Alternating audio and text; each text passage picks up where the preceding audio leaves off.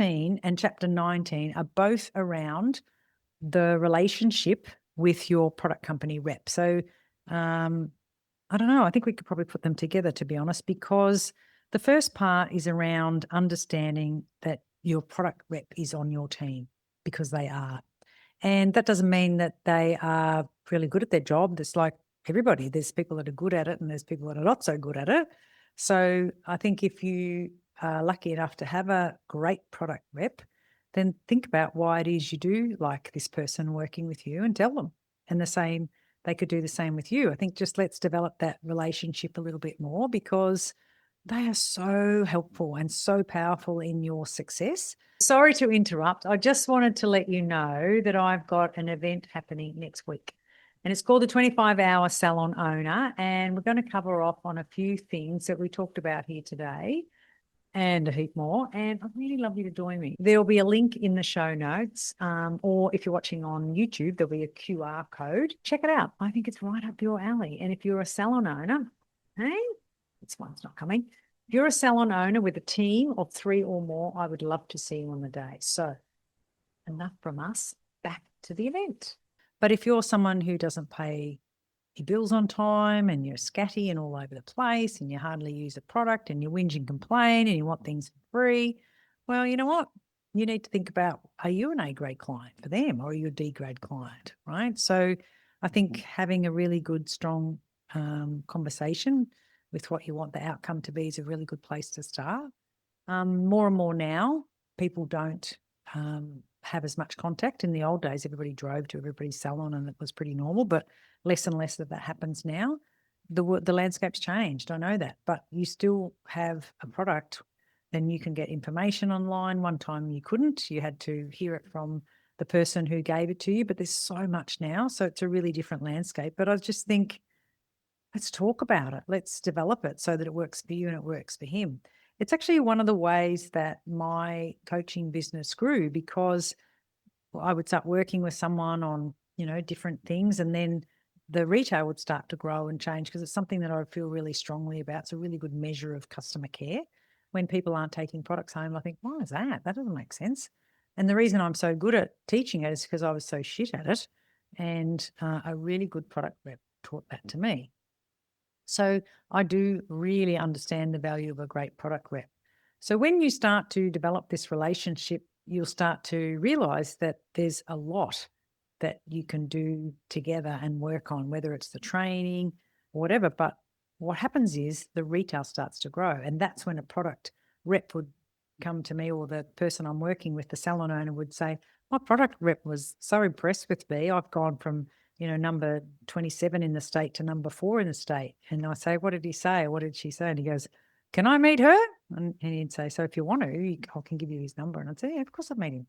And that's how I developed a lot of my business. And it was like a gentle, what you would say, word of mouth strategy, because they think, what is she doing? I've been trying to get them to do it, but haven't had any success. And she's come in. So this is interesting. And I think it's because my approach is different. It's about finding the heart and soul of the reason why they do what they do. Whereas I think for many people, they say, you're not doing this, so can you do this? And nothing changes. And the product rep goes, well, why don't you do this? And they go away. You just want me to sell product. Yeah, he does. Why wouldn't he?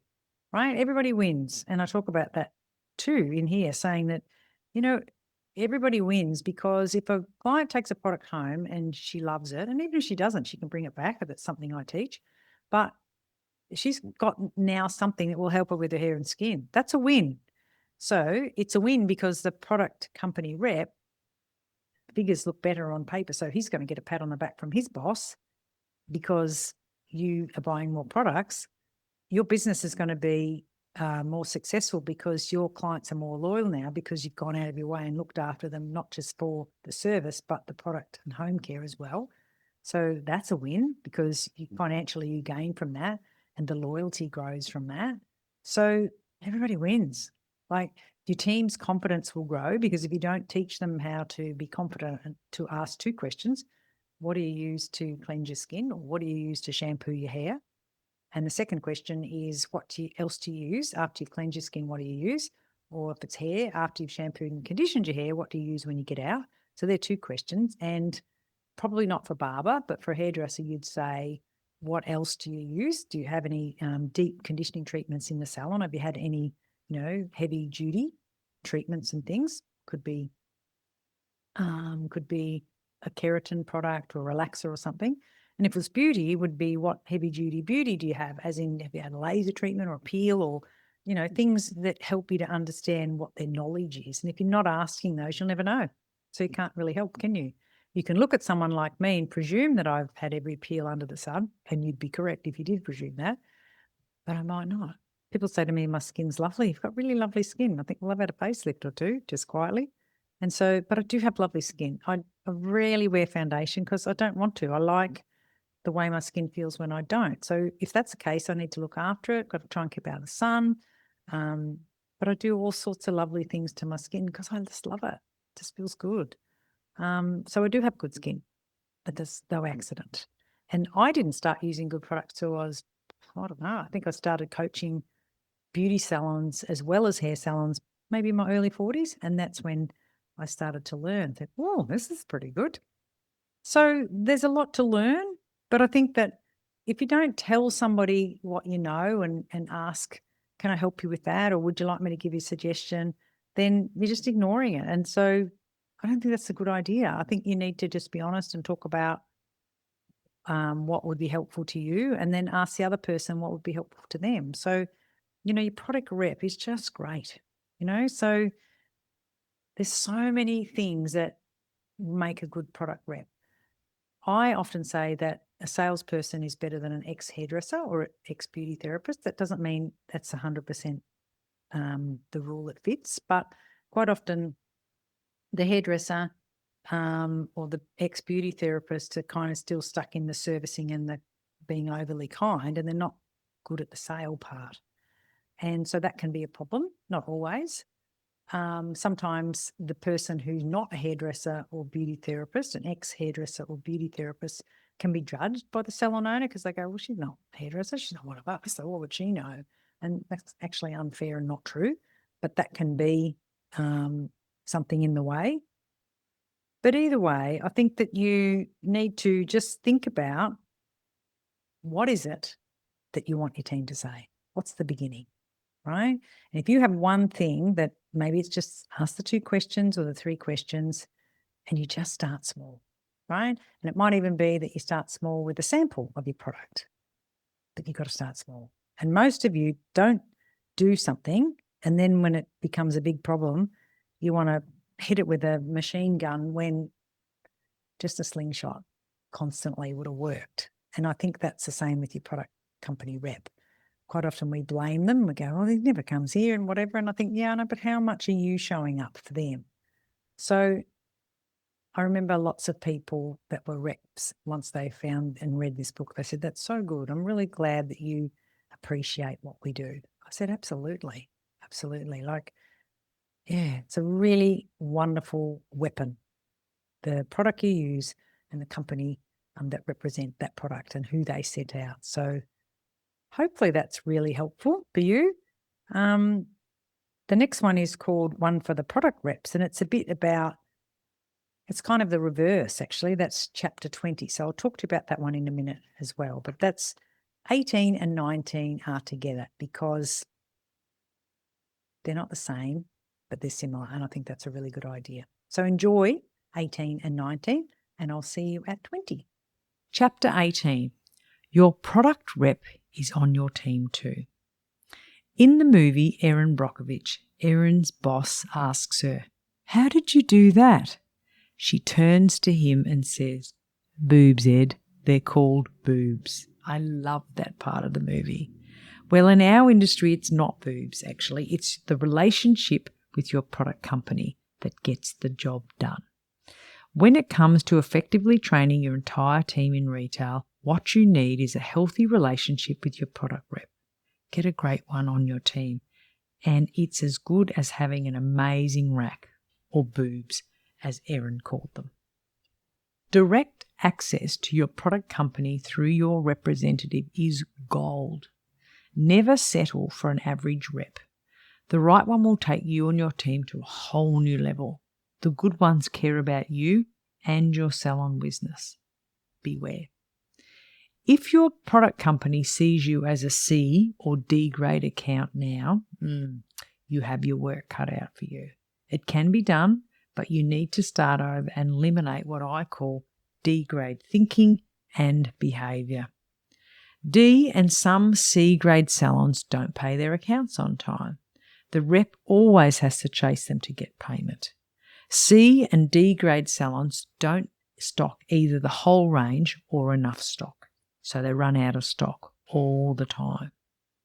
They put off ordering because they have inconsistent cash in their business. When they do place an order, they want it filled yesterday. They have no system for ordering, so they phone in the stock order while the salon is noisy. One of the easiest ways to stuff up an order is to phone it in. When their orders arrive, it's wrong, and then they blame the rep.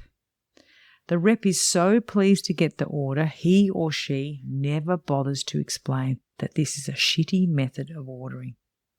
C and D grade salons stock products they never use. From time to time, they even try to get the rep to take the products back or to swap it out, as if it's his or her fault the company made a product that they can't sell. Truth is, there's nothing wrong with the product. True sweet. 2 streets away in another salon, the very same product is so loved it flies off the shelf. The team love it, use it, and recommend it. C and D grade salons make excuses and they blame everyone and everything else for their shortcomings. C and D grade salons don't educate themselves. They don't go to industry education events, so they stay in the same place and nothing changes. When a salon owner bitches to me about a product company, I ask one question. Are you closer to an A or a D grade salon? They always tell me, oh, an A for sure. Then I scratch around and I find they're always nowhere near an A. And there's always a raft of reasons why. The product rep, let's call him a he, doesn't confront you with your ordering shortcomings because to them an order is an order. It all helps him to hit his target and to meet his budget. Ideally, he'd take the time to explain how he'd prefer to work with you. But he just sucks it up and nothing ever changes. And like you, he bitches to me about it too. I can see faults on both sides. Some product company reps are so weighed down with salon whingers, it's no wonder they often move on to selling something else. And there are too many salon owners who think running a salon team is your cross to bear. You bitch and moan about the team of dopes you have to work with. In truth, you get the team you deserve.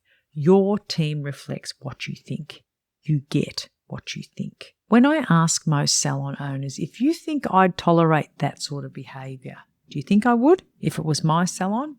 They answer empathetically, no way. So my question back is always, so why do you? Mostly it's because they don't have the tools yet to fight your way to a better place. I suggest reading Your Salon Team book. It's full of tips on growing an awesome team. Your company rep is also on your team. Okay, so first things first, you must develop an open and honest relationship with your rep around growing your retail business. The product company will train your whole team if they know that you are serious about making long-term changes.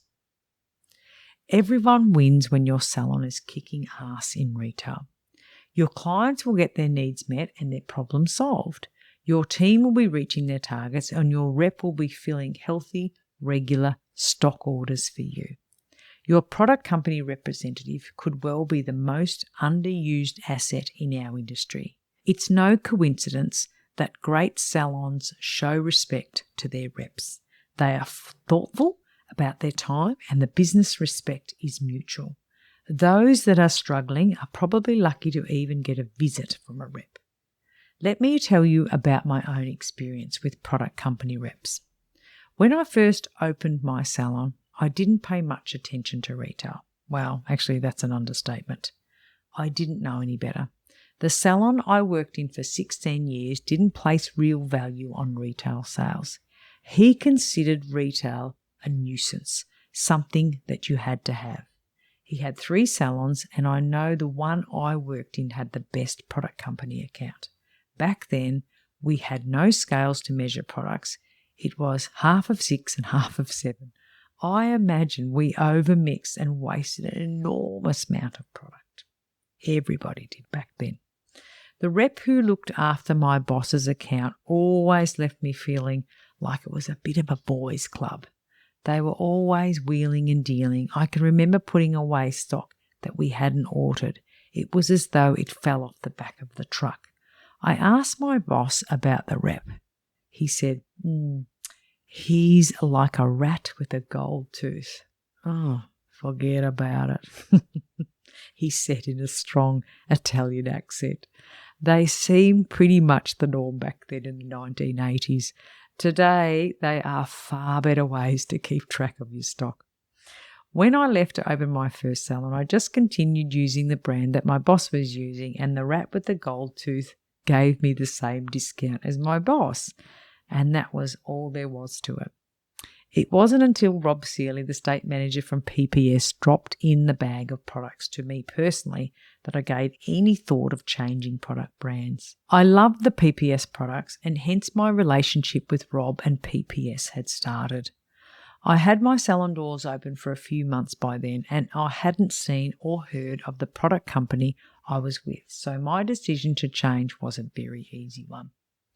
Rob sent me along a few different reps, but they all seemed as bad as one another, all cut from the same below average cloth. My first decent product rep was Michelle Cara. I had a couple before her that didn't hang around that long. That was one of the frustrations with product companies. Many don't seem to be able to find good people. Well, you know what I'm going to say about that, don't you? Product companies, you need to look inwards and ask yourself this. Are we the company of choice? Is this an awesome company to be working with? Does our company have a vision? Are we going places? In contrast, there are some great product companies out there who have no trouble attracting and keeping great staff. Just saying. Product repping seems to be a very mobile career. Sometimes the long-time players leave and then pop up elsewhere, and some even pop right back to where they started. It's like the game peekaboo you play with a baby in a pram. It's a small industry, and you tend to come across the same faces popping in and out playing peekaboo. When your rep does do this disappearing act, you usually get a letter in the mail assuring you that nothing has changed and that the part of Susie the rep will now be played by Sally the rep. It's a bit like the voiceover in the TV soap Days of Our Lives. Victor is now being played by James O'Connor. And you're meant to just accept the new face and the old ways and not even notice the change. It's so impersonal. I wish product companies would understand the value in calling you, the salon owner, to explain the change and chat about how it will work. Make it personal. Pick up the phone, people. Anyway, back to my new rep, Michelle. I didn't know my rep was being replaced until I got the standard delete old rep, insert new rep letter. When I read her name, it sounded familiar, and sure enough, it was.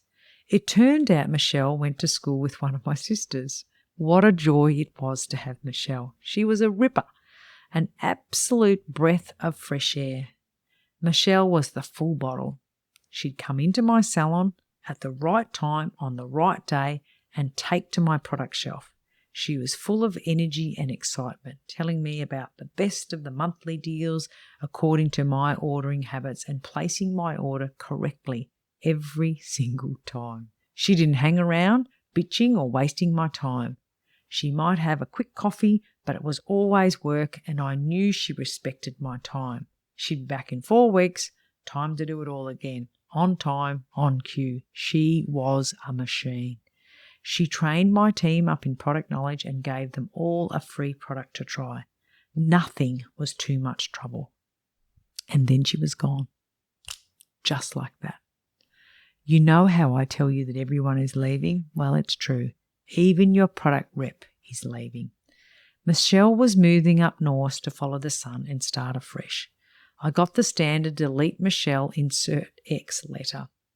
My next rep seemed like a nice enough chap, well dressed with a happy disposition, until he said he'd be back on a particular day at a certain time and turned up 3 hours late.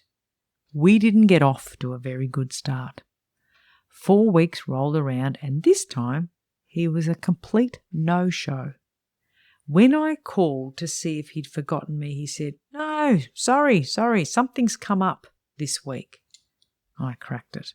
I phoned the estate manager and I said, "If you send him one more time, you can close my account. He's absolutely useless." Turns out his excuse for lack of focus was he was dating a red-headed politician at the time and it was all-consuming. Like that had anything to do with my stock order. Years later, he ended up living in the lodge in Canberra with the redhead and becoming Australia's first bloke. Kick ass. Think back over your dealings with your product rep during the last 6 months. What grading do you think your rep would give you as a client? Closer to an A or closer to a D? Jot down the reasons why. Now you have somewhere to start. Chapter 19. Learning to love your product company relationship. Product company reps are a mixed bag. They're often worn down by exhausted salon owners. How hard would it be to keep your energy up when you're in and out of salons every day, and in every one of them you're hearing a broken record about how tough it is to run a salon? You need to stop whinging to your product rep. They are not to blame for your woes. Instead, focus on building a positive, solid relationship with your rep to support the growth and success of your salon retail. If you happen to have a great rep already, I salute you. Actually, I salute you both. If your rep truly cares about you and your salon, hang on to him or her with all your might.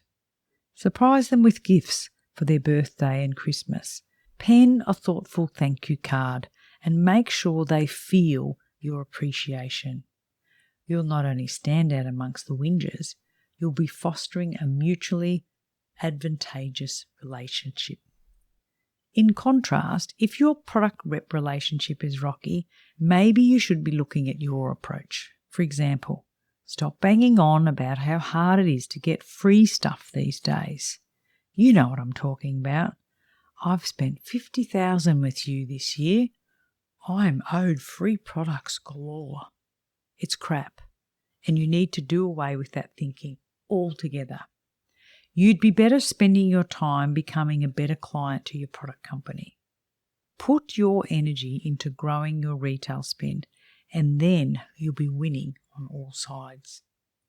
Your product rep is a person doing their job, just like you and just like me. You need to get over this what's in it for me thinking. I suggest you start by walking into a salon or 3 and seeing how you get treated. It's a sad truth, but most salon staff are rude to most product reps. They treat them like they're God botherers. No one should be treating anybody that way. Not ever. Not even if you're a slick, high-end city salon. I'd rather phone 100 country salons with an invitation to a presentation than one city salon. For the most part, you city salon owners are rude on the phone to me too. Sure, you get inundated with people wanting to speak to you, but kindness costs nothing. Take a minute or two, always be polite, and simply explain that you're happy to have a look later if they just leave you the information. If you know the brand and you know that it's not your thing and that it's never going to be your thing, then make it clear you're not interested. Tell them you'd prefer they didn't call you away from your clients and that they can leave the information on the front desk. That's it. Don't say you look at it as if you have no intention of doing so. You're giving them false hope. Just be honest. Some companies have a great reputation. All the good ones do. These special events are a great window into a company's culture, and it's okay to go to an event even if you don't stock their brand. I value education more than anything, and going to an event or 3 is a good way to see how the company interacts with their clients, other salons just like you. Does the education and service look like an improvement on what you're getting now with your existing brand, the one that you currently stock? It's a great way to compare. It's the ultimate try before you buy. The more events you attend, the better, right? Google, gather and go. Remember that? As a salon coach, I've worked with some of the kindest, most thoughtful people. Yet, when I'm chatting with company reps, they tell me the very same people have been unwelcoming and rude to them. I say, are you sure? She couldn't possibly be rude. Well, she must have 2 heads, the rep tells me. I can't even get a smile. It's another symptom of our industry being riddled with false nice. Nice stands for nothing inside cares enough. I'll say it again. Nothing inside cares enough. You keep getting annoying calls and people dropping in, where if you just cared enough to take the time to tell them the truth, you'd be doing everyone a favour. Most of all, your own reputation. Try this in your most genuine voice. Just so you know, I am not interested in any other products at this stage. I'm very happy with the range that I have. If I can be really honest with you, I'm just not interested in anything else. I promise if I need something from you, I will call you. Then pause. Give them a chance to say a few words in return, and if they bang on, then you might need to repeat part of the sentence. It's not personal, it's business. You don't make it clear what you want, so you go on wasting your time and theirs. There's just no need. Just deal with it honestly and openly and be upfront. I've often thought a sticker equivalent to no junk mail might be the answer. What would it say? Maybe, not looking to change product companies anytime soon. So no need to drop in. Thank you. The risk, of course, is that you will end up being more distant from your community. And I think you're already isolated enough. My best tip is to sort them out one by one. Make a list of those who call on you and set aside a few minutes to have a look. Ask a question or 2 about education, get some information. Do your part and make time to have a look. After you've had a look, either book in an education event with them and find out more, or if you know it's not for you, explain politely that it's not. Thank you, but no thank you. Or you can have them drop off a brochure every month only for you to throw it in the bin. Really? Do it or don't do it, I say. Make one decision, take action and move on. A reminder here, we all just have 24 hours a day. There are some reps out there who are like those annoying blow-up clowns, the ones you punch in the face and they bounce straight back at you. We've all met them, right? They hang about your salon hoping you'll find 5 minutes for them. And when you do manage to make the time, they misinterpret your politeness for interest in their offer. And it's simply doubly hard to loosen yourself from their clutches. I'm grateful there aren't too many like this, but there are still a few around who remind me of those locals selling watches on the beaches in Bali. People have horror stories about being followed for blocks. I've been to Bali far too many times. They don't follow me. I don't look and I don't speak. They soon learn I'm not biting. My sister, on the other hand, tends to show a tiny bit of interest and it's on. I must double back and pull her away by the arm to save her. both of us laughing at the whole scenario. Most reps are not like that, and they'll respond well to your honesty.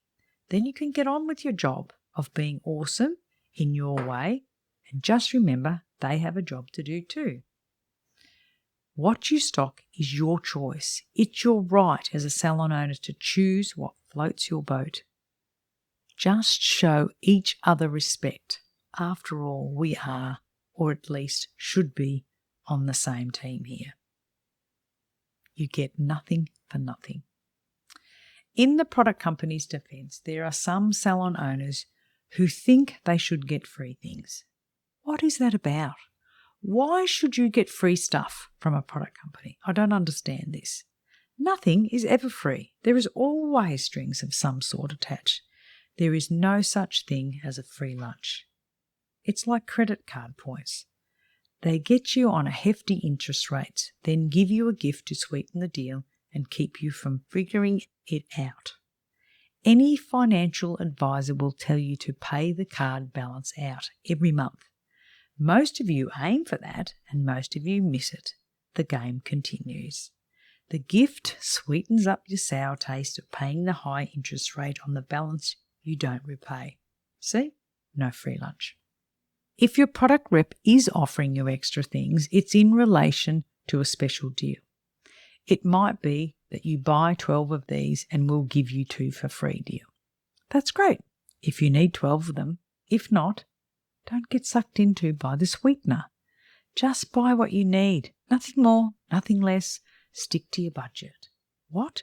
You don't have a budget? How do you work without a budget? How do you work out what you need? A budget can be worked out for you. It will depend on your business model, and once it's shown to you, you'll be amazed at how clear and logical it is. This is one of the things salon owners really love us at Zing, setting up for them. It eliminates the guesswork, stops all the head scratching and wondering about how your stock order ever got that big. No more surprises ever. Do ex-hairdressers and beauty therapists make better reps? I believe it makes no sense to have someone who isn't good at sales in a role of a product company rep. Yet, most of our company product reps are ex-hairdressers or therapists. They seem to gravitate to the role after years of overwork on the salon floor. It seems the next logical step, and they get to stay in an industry that they love. At the considerable risk of offending someone, I'm going to be honest here and say the best reps that I've come across are not ex-salon staff. They are salespeople who've come from sales backgrounds of other sectors. Sure, there are some great reps who are ex-industry. If you're lucky enough to have one, you've had a double win. Michelle, my best rep ever, was a hairdresser first. So there you go, they're out there. The challenge is that some of them fall into the same traps as salon owners do. They get caught up in the emotion of the salon and they start bending the rules for product ordering and payments. Rather than buying into your excuses, they'd be better spending their time teaching the salon owner better retailing practices. One of the things Michelle did well, along with Carlo from Osdare, another rep of mine, was showing me where I sat in the scheme of things. Michelle might say, you are in the top 10 of my salons for consistent growth, or you are number 4 for number of units sold per month. Carlo might show me how my retail statistics compared to other salons that had the same number of clients. You know how much I value figures, right? This reality check was perfect for me. It made me feel good about our efforts while making me aware we could also do better. Without these sorts of insights, it's easy to be caught up in the belief that everybody is average. Good people are everywhere. Your job is to work with the product rep you get given, right? With clearer communication, you should be able to work out a plan you're both happy with. Don't be a D grade. Really, just don't. If you work together on getting your retail sales up to the top of his or her account list, you'll soon have yourself a product rep's attention. Think about the worst salon client, the one who's always late, complains about the price, and wants extra attention. Do you want to be like her? Remember, you're a client to the product rep. Act with integrity and be the best client you can be. Your rep will value you and really look after you and your salon. When all else fails, if you absolutely can't get the outcome you want with the rep you're allocated, you need to go above that person and take up your concerns with the estate manager. It's no different in your salon. If you had a client not happy with one of your team members, wouldn't you prefer the client came to you to explain their point of view? I certainly always treasured the opportunity to fix the situation rather than lose the client.